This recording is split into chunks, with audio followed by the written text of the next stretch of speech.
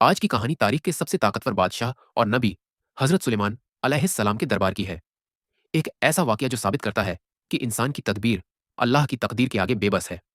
यह दरबार आम नहीं था। यहाँ इंसान, जिन्नात और हवाएं सब हजरत सुलेमान अलैहिस्सलाम के हुक्म के ताबेदार थे। एक सुबह दरबार लगा हुआ था। सब कुछ नॉर्मल था। तभी वहां एक अजनबी दाखिल हुआ। न किसी ने उसे आते देखा, न किसी पहरेदार ने उसे रोका। वो सीधा आकर महफिल के बीच खड़ा हो गया। लेकिन उस अजनबी की नजरें हजरत सुलेमान अलैहिस्सलाम पर नहीं थी। उसकी नजरें दरबार में बैठे एक आम आदमी पर जम गई थीं। वो अजनबी उस आदमी को घूर रहा था, लगातार पलकें झपकाए बिना।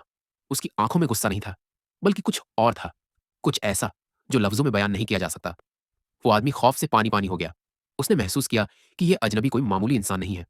उसके घूरने में एक ऐसी ठंडक थी जो हड्डियों तक उतर रही थी। जब वो बर्दाश्त ना कर सका तो वो कांपते हुए हजरत सुलेमान अलैहिस्सलाम के पास गया और धीरे से पूछा, ए अल्लाह के नबी, ये कौन शख्स है? ये मुझे ऐसे क्यों घूर रहा है जैसे मेरी जान ले लेगा?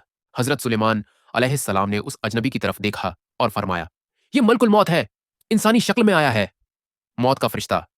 उस आदमी के पैरों तले जमीन निकल गई। उसका दिल गवाह दे गया कि बस अब वक्त खत्म है। वो घबरा गया। उसने सोचा, अगर ये यहां है तो मेरी रूह निकालने ही आया है। उसने आखिरी उम्मीद में हजरत सुलेमान अलैहिस्सलाम से एक फरियाद की। उसने कहा, ए नबी, हवाएं आपके कब्जे में हैं।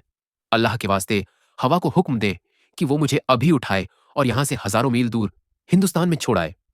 उस नादान ने सोचा, अगर मैं यहां से गायब हो जाऊंगा तो मौत का फरिश्ता मुझे ढूंढ नहीं पाएगा। हजरत सुलेमान अलैहिस्सलाम जानते थे कि मौत से भागा नहीं जा सकता, लेकिन वो ये भी जानते थे कि तकदीर अपना काम कैसे करती है। उन्होंने हवा को हुक्म दिया। एक तेज आंधी आई और पलक झपकते ही उस आदमी को दरबार से उठाकर समुद्र और पहाड़ों के ऊपर से उड़ाते हुए दूरदराज मुल्क हिंदुस्तान के एक घने जंगल में पहुंचा दिया। वो आदमी हिंदुस्तान पहुंच गया। उसने गहरी सांस ली। बच गया मैं। उसने सोचा, कहां वो दरबार और कहां ये हिंदुस्तान? मौत का फरिश्ता वहां ढूंढता रह जाएगा और मैं यहां महफूज हूं। लेकिन वो नहीं जानता था कि असली कहानी तो अब शुरू हुई है। इधर दरबार में जब वो आदमी गायब हो गया तो हजरत सुलेमान अलैहिस्सलाम ने मौत के फरिश्ते से पूछा, ए फरिश्ते, तुम उस आदमी को इतनी हैरत से, इतनी तेजी से क्यों घूर रहे थे? क्या तुम्हें उस पर गुस्सा था? मौत के फरिश्ते ने जो जवाब दिया वो सुनकर आप दंग रह जाएंगे। फरिश्ते ने कहा, या नबी अल्लाह, मैं गुस्से में नहीं था, मैं तो सख्त हैरत में था। हजरत सुलेमान अलैहिस्सलाम ने पूछा, हैरत क्यों? फरिश्ते ने कहा, मुझे अल्लाह का हुक्म मिला था कि उस आदमी की रूह अब से कुछ ही देर बाद हिंदुस्तान में कब्ज करनी है। लेकिन जब मैंने उसे यहां फिलिस्तीन में आपके पास बैठे देखा तो मैं सोच में पड़ गया। मैं सोच रहा था, इसके पास तो सिर्फ कुछ लम्हे बचे हैं। ये इतनी जल्दी हजारों मील दूर हिंदुस्तान कैसे पहुंचेगा? लेकिन जब आपने हवा को हुक्म दिया और हवा ने उसे उठाकर हिंदुस्तान फेंक दिया, तो वहां पहुंचते ही मैंने अपना काम पूरा कर दिया।